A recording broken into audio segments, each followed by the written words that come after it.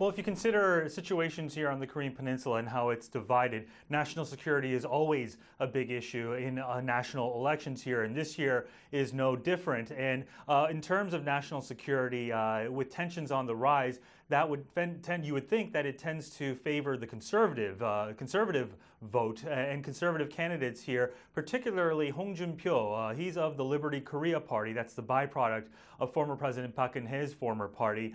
He's gaining in the lead in the polls recently, in recent weeks. In fact, some polls indicate that he's overtaken centrist, more moderate An Chol-soo into second place, but still, both candidates are still far behind the leader right now in the polls, Liberal candidate Moon Jae-in, who's polling in about almost the 40% range at this point. Moon is a liberal who holds or favors a more softer stance with the DPRK. He's a byproduct of the Sunshine Policy of the 2000s. He served as a chief aide of former President Roh Moo-hyun. And over the past decade under conservative leadership here, we've seen relations with the DPRK gradually deteriorate to a point where probably one of the worst times in terms of relations between Seoul and Pyongyang. The question is, if Moon Jae-in is elected, how he will work with possibly the U.S. Trump administration. In a recent article or interview with the Washington Post, Moon Jae-in indicated that he agrees with Trump's position of a more pragmatic approach towards the DPRK, using a combination of strong rhetoric,